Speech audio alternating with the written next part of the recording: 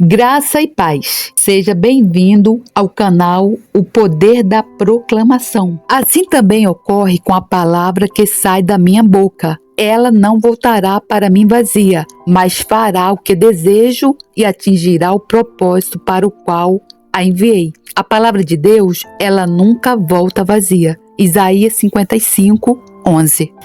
E este evangelho do reino será pregado em todo o mundo como testemunho a todas as nações. Então virá o fim. Mateus 24:14. E vi o céu aberto, e eis um cavalo branco, e o que estava sentado sobre ele chama-se Fiel e Verdadeiro, e julga e peleja com justiça. Apocalipse 19:11. E a última palavra que Jesus disse através da visão de João no Apocalipse: aquele que testifica estas coisas diz: certamente cedo venho. Amém. Ora vem Senhor Jesus. Os alicerces da fé cristã, volume 1, Derek Prince. Capítulo 4. Efeitos iniciais da Palavra de Deus. Examinaremos agora os efeitos práticos que a Bíblia afirma produzir naqueles que a recebem. Em Hebreus 4:12 lemos: a Palavra de Deus é viva e eficaz. A palavra grega traduzida por eficaz está na origem do termo energia. A imagem que nos é transmitida é de energia e atividade vibrante e intensa. Semelhantemente, em João 6:3, Jesus diz: as palavras que eu vos tenho dito são espírito e são vida. Uma vez mais, em 1 Tessalonicenses 2:13, o apóstolo Paulo escreve aos cristãos de Tessalônica: outra razão ainda temos nós para incessantemente dar graças a Deus, é que, tendo vós recebido a palavra que de nós ouvistes, que é de Deus, acolhestes não como palavra de homens, segundo é na verdade, e sim como em verdade é a palavra de Deus, a qual com efeito está operando eficazmente em vós, os que credes. Assim vemos que a palavra de Deus não pode ser reduzida a meros sons ou marcas numa folha de papel. Pelo contrário, a palavra de Deus é vida, é espírito, está viva e ativa, é enérgica e opera eficazmente naqueles que nela creem. A reação determina o efeito. No entanto, a Bíblia deixa também muito claro que a maneira e o grau segundo os quais opera num dado contexto são decididos pela reação daqueles que a ouvem. Por essa razão, Tiago diz na sua epístola, Tiago 1:21, portanto, despojando-vos de toda impureza e acúmulo de maldade, acolhei com mansidão a palavra em vós implantada, a qual é poderosa para salvar a vossa alma. Antes da palavra de Deus poder ser recebida na alma com efeitos salvadores, há certas coisas que devem ser colocadas de lado. As duas coisas que Tiago especifica aqui são impureza e acúmulo de maldade, ou vazio. Impureza denota um prazer perverso naquilo que é devasso e impuro. Essa atitude fecha a mente e o coração à influência salvadora da palavra de Deus.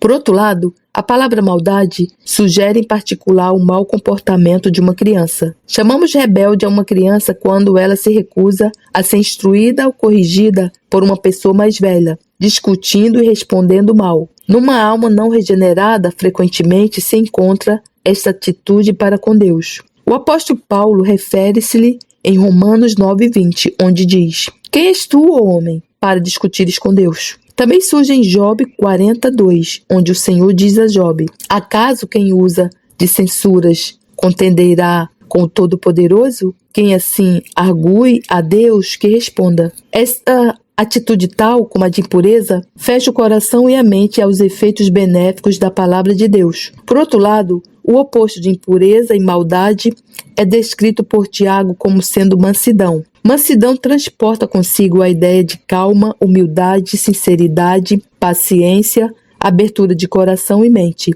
Essas características estão, por sua vez, frequentemente associadas ao que a Bíblia designa por temor do Senhor, ou seja, uma atitude de reverência e de respeito para com Deus. Assim lemos no Salmo 25:8, 9, 12 e 14 a seguinte descrição do homem que é capaz de receber o benefício e a bênção da instrução de Deus através da sua palavra. Bom e reto é o Senhor, por isso aponta o caminho aos pecadores. guia os humildes na justiça e ensina aos mansos o seu caminho. Ao homem que teme ao Senhor, Ele o instruirá no caminho que deve escolher. A intimidade do Senhor é para os que o temem, aos quais ele dará a conhecer a sua aliança. Vemos aqui que a mansidão e o temor do Senhor são duas atitudes necessárias àqueles que desejam receber a instrução e a bênção de Deus através da sua palavra.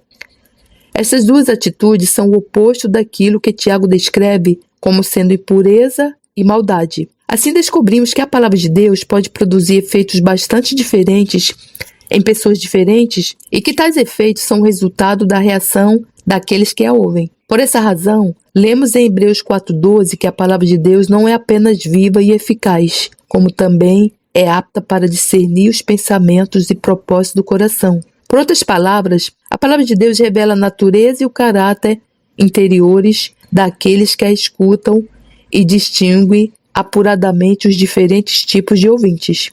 Da mesma maneira, Paulo descreve o caráter revelador e separador do Evangelho em 1 Coríntios 1:18. Certamente a palavra da cruz é loucura para os que se perdem, mas para nós que somos salvos, poder de Deus. Não há diferença na mensagem pregada, ela é a mesma para todos os homens. A diferença reside na reação daqueles que ouvem. Para os que reagem de uma maneira, a mensagem parece ser mera loucura. Para os que reagem de maneira oposta, ela torna-se o poder salvador de Deus realmente experimentado nas suas vidas. Isto conduz-nos ainda a outro fato sobre a palavra de Deus revelado nesse versículo-chave que é Hebreus 4:12. A palavra de Deus não apenas é viva e eficaz, não apenas é apta para discernir os pensamentos e propósitos do coração, como também é mais cortante do que qualquer espada de 2 gumes. Ou seja, ela divide em 2 classes todos os que a ouvem, os que a rejeitam e a chamam loucura, e os que a recebem e descobrem nela o poder salvador de Deus. Foi nesse sentido que Cristo disse em Mateus 10:34-35. Não penseis que vim trazer paz à terra, não vim trazer paz, mas espada, pois vim causar divisão entre o homem e seu pai, entre o filho e sua mãe, e entre a nora e sua sogra. A espada que Cristo veio trazer à terra é aquela que João viu em Apocalipse 1:16, procedendo da boca de Cristo, a aguda espada de 2 gumes da palavra de Deus. Ao atingir a terra, esta palavra chega a dividir membros do mesmo lar, ferindo os laços terrestres mais íntimos, sendo seu efeito determinado apenas pela resposta de cada indivíduo. Fé. Centremos-nos agora naqueles que recebem a palavra de Deus com mansidão e sinceridade, com abertura de coração e de mente. Examinemos por ordem os diversos efeitos que ela produz. O primeiro é a fé. Encontramos isso em Romanos 10:17. E assim a fé vem pela pregação, e a pregação pela palavra de Cristo, pois a fé vem pelo ouvir e o ouvir pela palavra de Deus. Há 3 estágios sucessivos no processo espiritual aqui descrito. Primeiro, a palavra de Deus. Segundo, ouvir. Terceiro, fé. A palavra de Deus não produz imediatamente fé, mas apenas ouvir. Ouvir pode ser descrito como uma atitude de interesse e atenção, um desejo sincero de receber e de compreender a mensagem apresentada. Depois do ouvir, desenvolve-se a fé. É importante perceber que ouvir a palavra de Deus inicia um processo na alma, pelo qual a fé se desenvolve e que esse processo exige um certo período de tempo. Isto explica o motivo de haver tão pouca fé entre muitos dos cristãos professos nos nossos dias.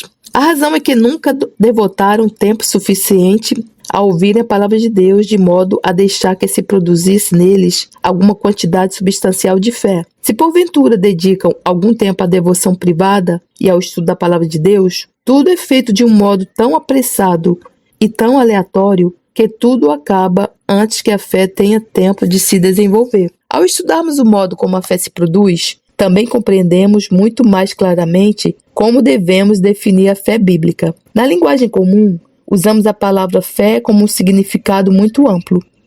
Falamos de ter fé no médico, num remédio, num jornal, num político ou num partido. Em termos bíblicos, porém, a palavra fé tem que ter uma definição muito mais restrita. Como a fé vem apenas por ouvir a palavra de Deus, ela está então sempre diretamente relacionada com a palavra de Deus. A fé bíblica não consiste em crer alguma coisa que possamos desejar ou querer. A fé bíblica pode ser definida como acreditar que Deus quer dizer aquilo que disse na sua palavra, ou igualmente acreditar que Deus cumprirá aquilo que prometeu fazer na sua palavra.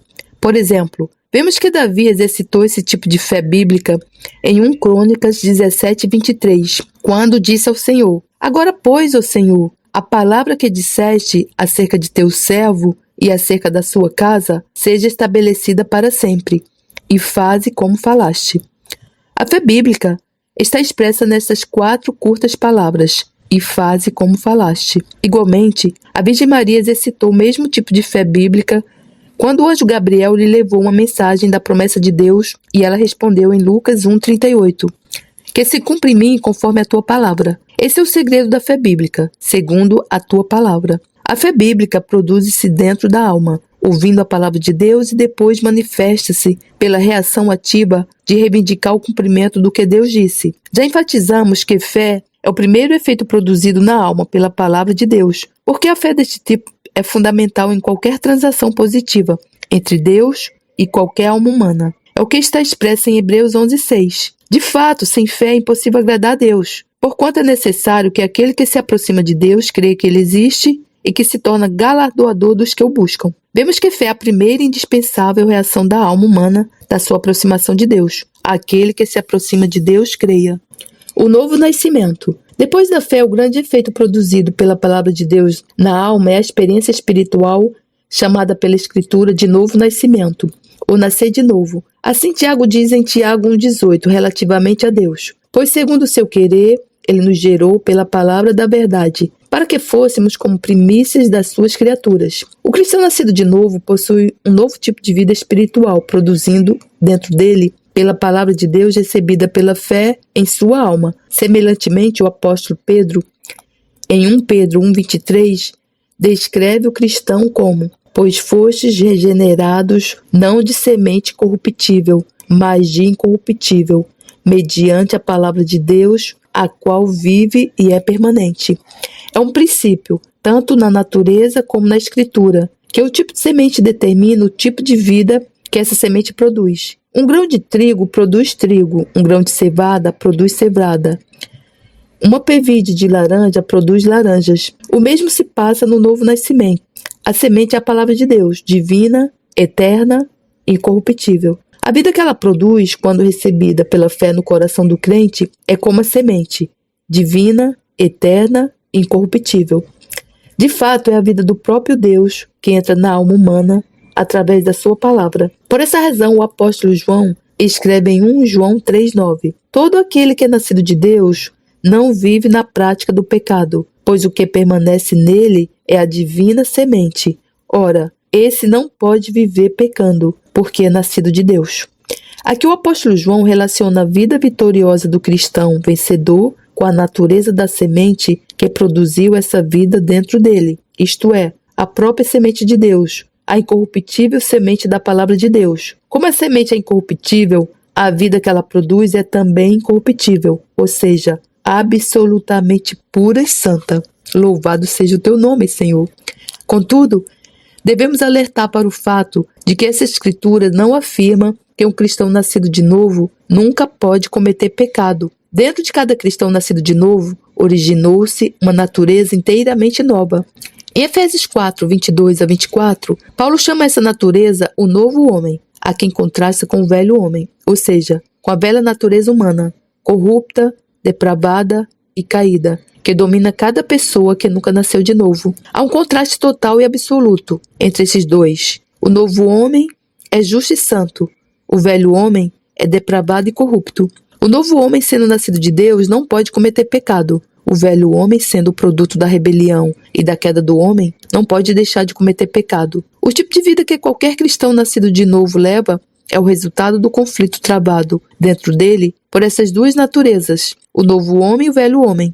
Enquanto o velho homem for mantido em sujeição e o novo homem exercer o seu próprio controle, haverá retidão, vitória e paz. Mas sempre que se permite que o velho homem se afirme e retorne o controle, então a consequência inevitável é o fracasso, a derrota e o pecado. Podemos resumir o contraste deste modo. O verdadeiro cristão, nascido de novo, da incorruptível semente da palavra de Deus, tem dentro de si a possibilidade de levar uma vida de completa vitória sobre o pecado. O homem não regenerado, que nunca nasceu de novo, não tem outra alternativa senão cometer pecado. Ele é um escravo inevitável da sua própria natureza, corrupta e caída. E o dono dele é Satanás. Ele é quem o escraviza.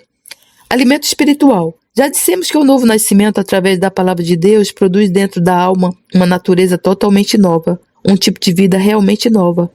Isso leva-nos naturalmente a considerar o outro efeito principal que a palavra de Deus produz. Em cada domínio da vida, há uma lei imutável. Assim que nasce uma nova vida, a sua primeira e maior necessidade é o alimento adequado para se sustentar.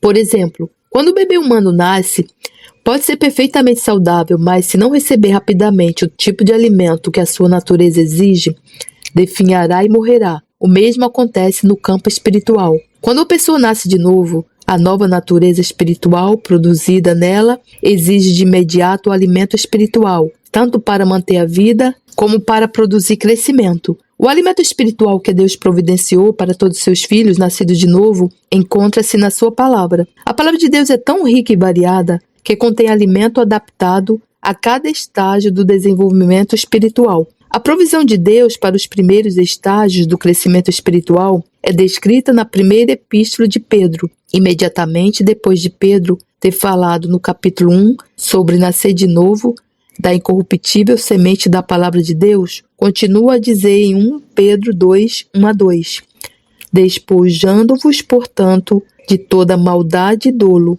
de hipocrisias e invejas, e de toda sorte de maledicências. Desejai ardentemente, como crianças recém-nascidas, o genuíno leite espiritual, para que por ele vos seja dado crescimento para a salvação. Vemos aqui que o alimento preparado por Deus para o bebê espiritual, recém-nascido em Cristo, é o leite puro da sua própria palavra, e que esse leite é a condição necessária para a continuação da vida e do crescimento. Contudo, há aqui um alerta. No mundo natural, por muito fresco e puro que o leite possa ser, é facilmente contaminado e estragado se entrar em contato com alguma coisa estragada e rançosa.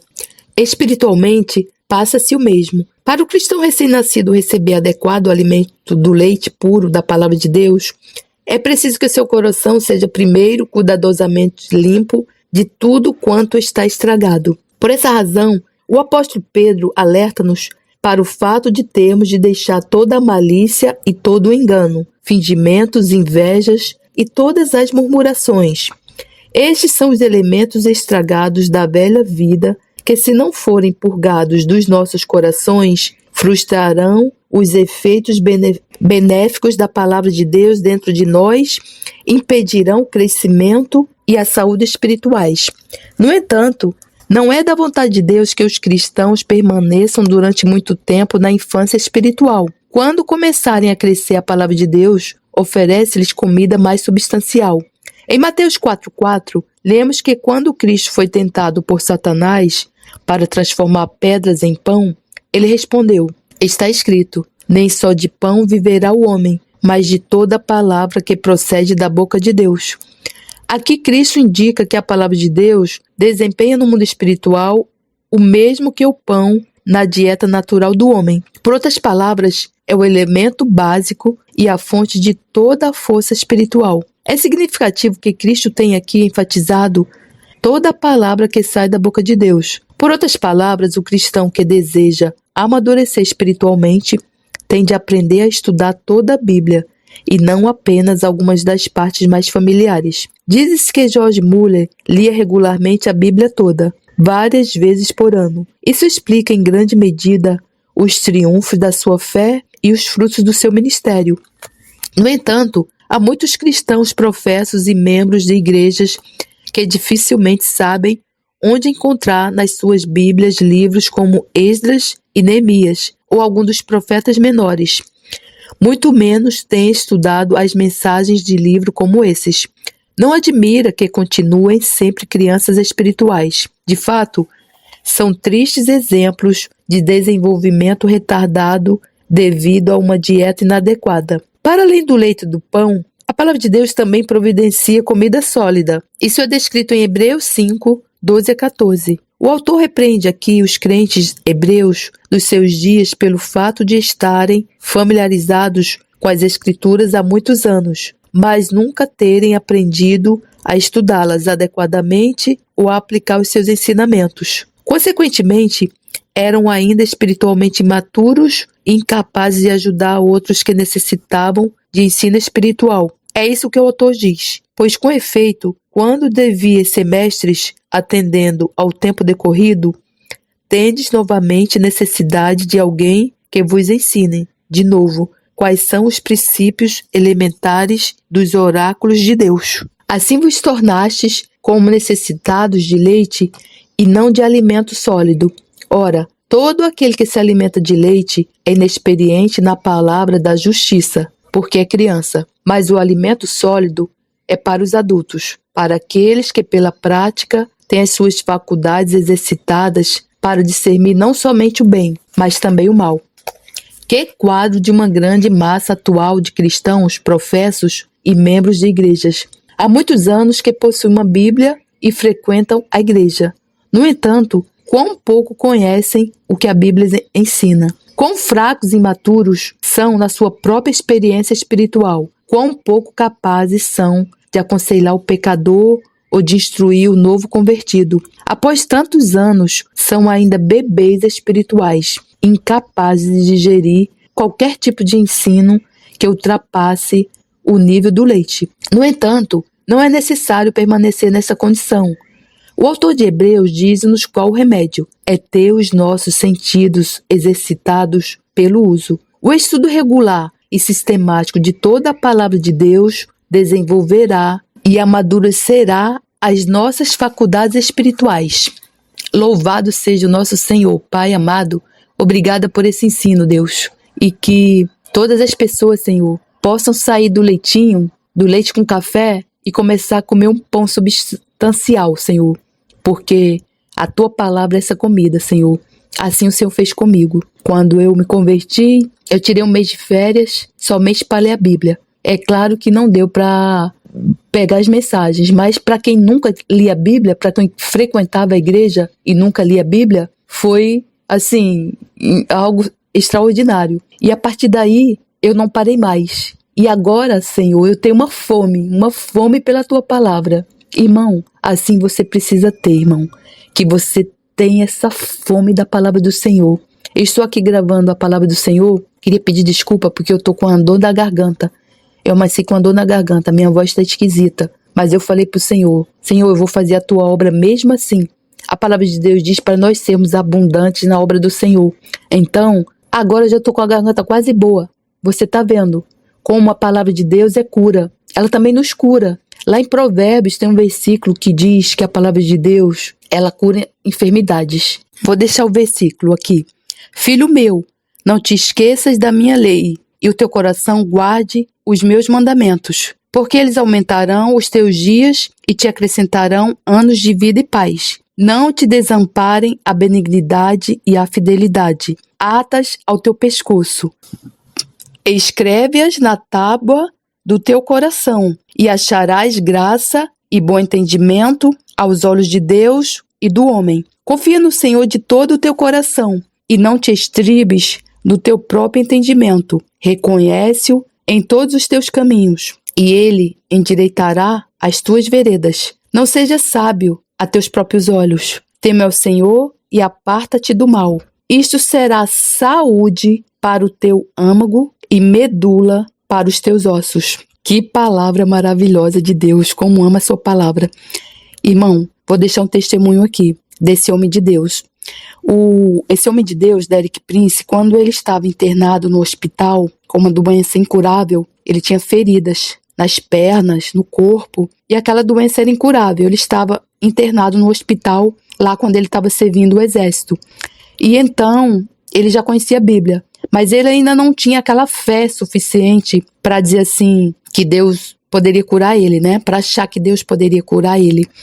Então, certa vez ele falou assim, Senhor, se eu realmente tivesse fé, eu seria curado, mas eu não tenho. Isso você não pode falar, irmão, jamais, porque o mundo espiritual ele é movido por palavras. Então, o que é que esse homem de Deus fez? Ele, na mente dele, veio aquela mensagem, o Espírito Santo falou para ele, a fé vem por ouvir, e ouvir a palavra de Deus. Aí, irmão, enquanto ele estava doente lá no hospital, ele começou a ler a Bíblia. Leu, até que ele chegou nesse versículo aqui, poderoso. Algumas versões dizem, isso dará a você saúde ao corpo e vigor aos ossos. É Provérbios 3:8. Então, quando ele chegou nesse versículo, a fé dele veio e ele foi curado para a honra e glória do Senhor Jesus. E ele saiu daquele hospital, nunca mais ele teve nada. E assim aconteceu comigo agora. Eu comecei cheia de dor na garganta, olha. Comecei a gravação. A minha dor na garganta já desapareceu. Irmão, como é que você não quer algo que é saúde, além de tudo mais que ele já falou aqui, é saúde ao corpo e vigor aos ossos? Outra versão, isso será saúde para a tua carne e refrigério para os teus ossos. Isso será remédio para o teu umbigo e medula para os teus ossos. Irmão, se você não quiser esse remédio, me desculpe, irmão, mas você é um tolo.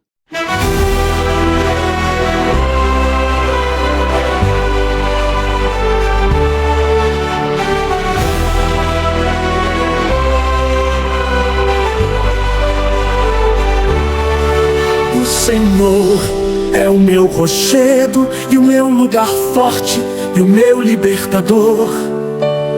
Deus é o meu rochedo, nele confiarei, o meu escudo e a força da minha salvação, o meu alto retiro e o meu refúgio, ó meu Salvador. Da violência me salvas. O Senhor, digno de louvor, invocarei, e de meus inimigos ficarei livre, porque me cercaram as ondas de morte. As torrentes dos homens simples me assombraram, cordas do inferno me cingiram, encontraram-me laços de morte.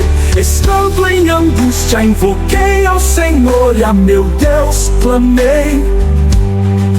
Do seu templo ouviu ele a minha voz, e o meu clamor chegou aos seus ouvidos. Então se abalou e tremeu a terra, os fundamentos dos céus se moveram e abalaram, porque ele se irou. Subiu fumaça de suas narinas, e da sua boca um fogo devorador. Carvões se incenderam dele, e abaixou os céus e desceu, e uma escuridão havia debaixo de seus pés. E subiu sobre um querubim e voou, e foi visto sobre as asas do vento, e por tendas pôs as trevas ao redor de si, ajuntamento de águas, nuvens dos céus.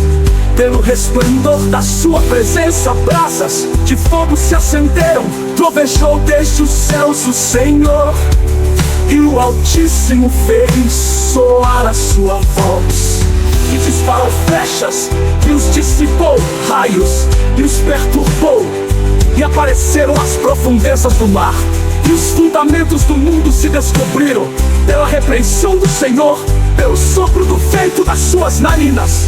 Desde o alto enviou e me tomou, tirou-me das muitas águas, livrou-me do meu poderoso inimigo, e daqueles que me tinham ódio, porque eram mais fortes do que eu.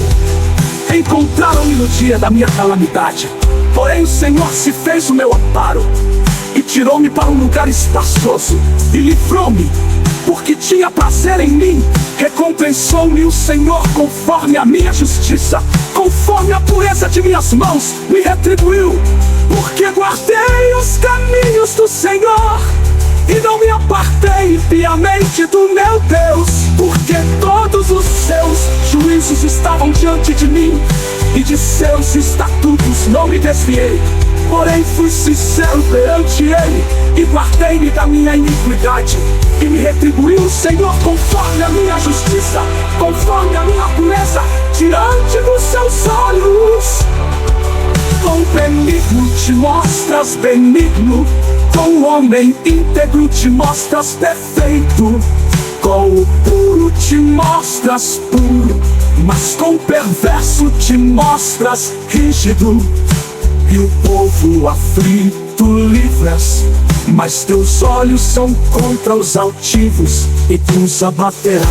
Porque tu, Senhor, és a minha lâmpada, e o Senhor ilumina as minhas trevas. Porque contigo passo pelo meio de um esquadrão, pelo meu Deus salto o muro, o caminho